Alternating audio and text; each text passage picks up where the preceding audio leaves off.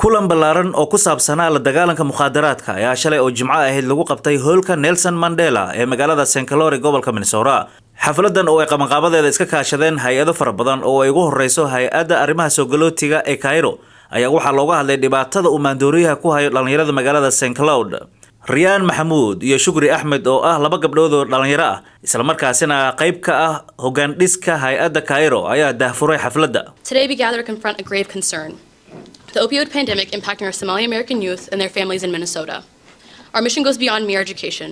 It aims to ignite a dialogue, to form a platform for open and honest discussion, despite the fear and stigma that unfortunately shroud the subject of addiction within our culture.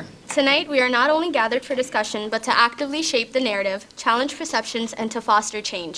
We stand together to face this issue head-on and to work proactively towards solutions.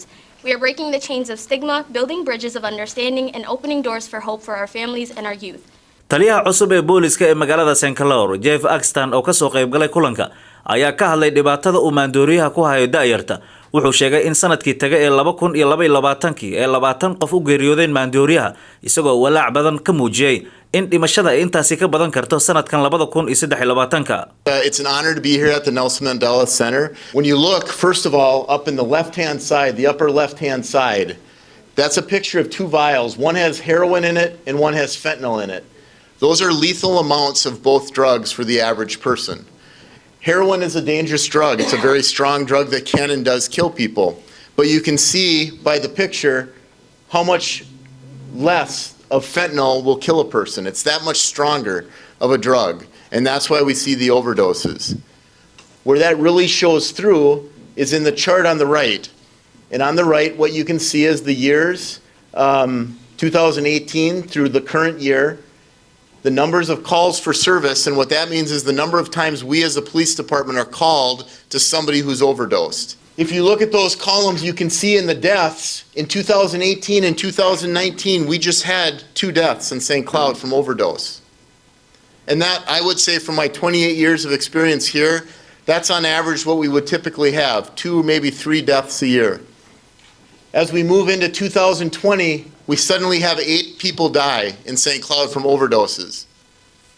We then move to 2021 and we have 14 people die from overdoses. And then in 2022, last year, we had 20 people in the city of St. Cloud die from overdose deaths. The majority of those deaths are fentanyl or fentanyl combined. Taliyaha ayaa waxa lagu amaanay in uu waqti badan la qaatay bulshada si ka duwan kuwa isaga ka horeeyay. Waxa kale oo aad ii soo jiitay ninka xukuma booliska St. Clair chiefka saacada muusan joogin. Wuxuu joogay fadhiga ilaa ay markaanu nimid ilaa ay ka dhamaato sida arkaysiin. Marka aan weydiiyay waqti badan baa gelisay aad baad ugu mahadsantahay wuxuu iigu jawaabay oo aad ii soo jiidatay waxay ahayd waxaan jeclaaday inaan ogaado dhibaatada meesheeda u horeysa iyo meesheeda u dambaysa si aan bulshada ula wadaago dhibka jira sidaan wax uga qaban lahayn marka isagana aad baa ugu mahad celinaya. Green Wall oo ah baara sare oo ka tirsan bilayska ayaa sharaxaya qaybaha kala duwan ee daroogada ay dhalinyarada adeegsato. They just put it on a small square of aluminum foil and then they add a heat source to the bottom of it. The heat source, what people are usually using, is a small torch. You can use a Bic lighter, you can use any type of heat source as long as it gets it hot enough so that it goes from the powder form into a smoke. I'm not telling you this so that you know how to use fentanyl. I'm telling you this so that if you see your kids, your loved ones, your friends doing this, you have an idea of what's going on. Sheikh Hassan Dooy oo ka mid ah culimada ugu caansan ee diinta suuban Islaamka ayaa sheegay in ka culimo ahaan ay door muuqda ka qaataan wacyigelinta bulshada isagoo ka hadlay dhibaatada ka dhalan karto isticmaalka daroogada. Waxaan isugu nimid sideen uga hortagnaa maandooriyaha iyo daroogada la yiraahdo opioid. Af Soomaali maxaa lagu yiraahdaa? Waa balwada marka la qabatimo waa balwad qofkaasi balwad buu leeyahay lama yiraahdo. Balwad waa maxay? Waxaad barato aadan deyn karin. Arrintan waa arrin jirta oo weyn waa ganacsi America dhan baa la dagaalamaysa farmashiyaasha qayb ka ah dad tiro badan baa qayb ka ah qaar ka mid ah waalidiintii ka soo qayb gashay xafladda ayaa sheegay in sida kaliya looga hortagi karo arrintan ay tahay in hal meel laga soo wada jeesado maandooriyaha waxa kale oo muhiim noo ah in aan samayno bulshadeena dhexdeeda isku xidhnaan inaan isku xidhnaano xafladani waxay ku saabsanayd maandooriyaha dhalinyarada dhibka ku haysta ayay ku saabsanayd sidii aan uga joojin lahayn culimada booliska community-ga aanu maaragtay aanu iska kaashan lahayn reer Minneapolis waxaan jeclaan lahaa galabta waxa halkan ka dhacay oo kaleeto Minneapolis uga baahannahay saa ogsoontiin ciyaal weerar hadda noo bilowdeen ilmihii dhibaato badan ayaa ku dhacaysa marka waxaan jeclaan lahaa hay'adan haddii ay hay'ado kala qabanayaan waa soo dhaweynaynaa laakiin waxaa oran lahaa tan maanta halka ka dhacda mid taariikhi bay ahayd inagoo dad islaam ah maaragtay haddana ubadkeena wada aragtaan maalin walba waxa ka dhacaya hadday tahay St. Cloud iyo hadday tahay Twin City-gaba waxyaabaha socda marka waxaan u baahanahay inaan soo nimaadno hooyooyinka dhammaan aabbayaasha culimada dhalinyarada dhammaan intaan iskaashano inaan wax wada qabanno marka maanta waa arrin aad loogu farxo weeyaan waxa meesha laga wada hadlay waxyaabo muhiim ah kulankan ayaa gabagabo u ahaa wacyigelin ku saabsan ka hortagga maandooriyaha oo soo socday muddo 3 bilood ah ayaa waxaa iska kaashadeen Bridge Healing Center, Islamic Center, Iqra Education Center iyo Hikma Center. haddaba sidee masaajidda magaalada tani uga qayb qaateen ka hortagga daroogada waa kan Axmed Saciid oo ka mid ah mas'uuliyiinta Iqra Education Center.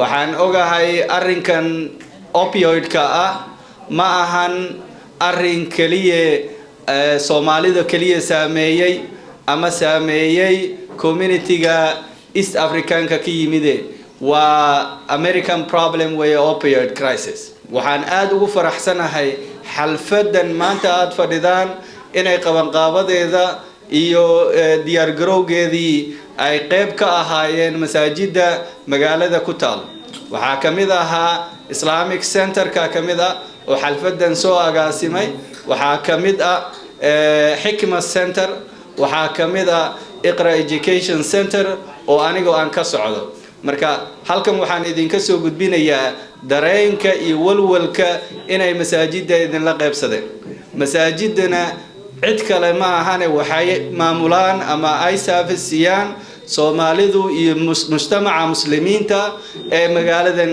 degan dhibaatadan waa dhibaato noo taalo dhibaato waxa weeye walwal ku hayso masaajidana walwal bay ku haysaa masaajidu walwal bay ku haysaa waana inaad ogaataan masaajidana dadaalkan ay qayb ka yihiin maalin walbana muxaadarooyinka iyo qodbada jimcaha inay ku soo qaataan oo ay uga hadlaan arrimahaas magacayda Lul Noor Allaha I'm a licensed psychotherapist addiction counselor mashallah the partnership with Cairo Hidik TV Bridge Healing Center Islamic Center Iqra Center Hikma Center was really good in bringing these organizations together working together for the past 3 months and I was taking part of the panel today mashallah it was a great event well organized I really enjoyed it and waxyaabahan ka helay was the attendance mashallah I was impressed the amount of people imaadeen on time I was also impressed with organization well organized mashallah